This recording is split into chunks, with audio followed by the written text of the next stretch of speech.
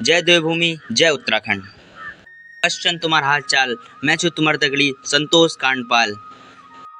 आज हम लेकर के आए हैं आपके सामने एक नई कहानी। एक बार की बात है, सोरीकोट नाम के एक गांव में एक बहुत ही सुंदर लड़की फ्योली रोतेली रहा करती थी। वह अपने पिता नागू सौरियाल की एकमात्र संतान होने के कारण बड़े प्रेम से पाली गई थी। प्रातःकाल में उसके पिता अपने कुल देवता की आराधना में मग्न थे और फ्योली अपने सपनों के राजकुमार के स्वप्न में। शंख बजता और फ्योली की आंखें खुलती। खिड़की से आती धूप फ्योली की सुंदरता को और बढ़ा रही थी।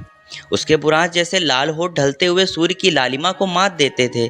उसके पहाड़ी नए नक्श उसे और भी सुंदर बनाते थे।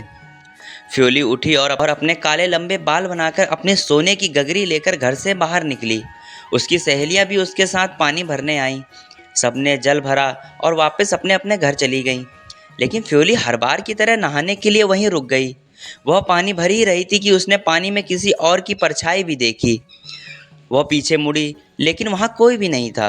ऊपर की ओर देखने पर उसने पाया कि एक आकर्षक युवक पेड़ की डाल पर बैठकर फूलों की माला बना रहा है। उन दोनों ने एक दूसरे को देखा। फ्योली के नेत्र झुके और गालों की लालिमा बढ़ गई। वह युवक पेड़ से उतरा और फ्योली के पास जाकर बैठ गया। युवक ने अपना परिचय देते हुए कहा, मेरा नाम भूपू रावत है। क्या तुम मुझे जानती हो? इस पर फ्योली ने उत्तर दिया, हाँ, तुम्हारे पिता की नज़र हमारे गांव पर है। तुम यहाँ क्यों आए हो? भूपू ने बड़े प्रेम से और मृतता की आस में उसके वहाँ होने का कारण बताया। उसने अपनी बांसुरी निकाली और फ्योली का मन मोहने के लिए बांसुरी बजाने लगा। फ्योली मंत्रमुग्ध होकर उसे निहारने लगी। फिर भूपू ने उसे अपने हाथों से बनाया फूलों का हार पहना दिया। फ्योली के बालों की फूलों से सजाते हुए भूपू ने आंखों ही आंखों में फ्योली का जन्मों तक साथ देने की कस्में खा ली।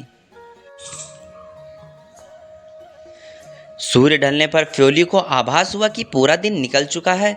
वह घर की ओर भागी, जहां उसके पिता गुस्से से लाल उसकी प्रतीक्षा कर रहे थे।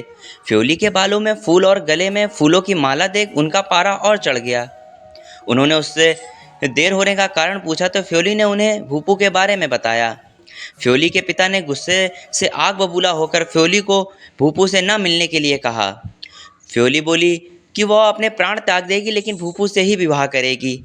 यह सुनते ही उसके पिता ने उसे बहुत जोर से धक्का दिया और फ्योली चोट खाते हुए जमीन पर गिर पड़ी। फ्योली अपने प्राण त्याग चुकी थी। उसे मरा हुआ पाकर उसके पिता को बहुत दुख हुआ।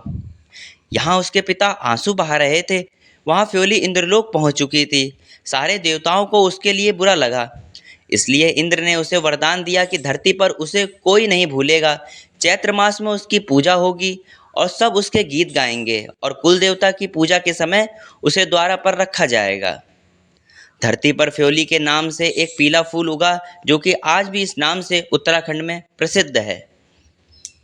ये कहानी आपको कैसी लगी कमेंट में ज़रूर बताएं। लाइक शेयर एंड सब्सक्राइब करना ना भूलें। ऐसी ही रोचक और मनोरंजक कहानी हम आपके सामने लाते रहेंगे। जय देवभूमि, जय उत्तराखंड।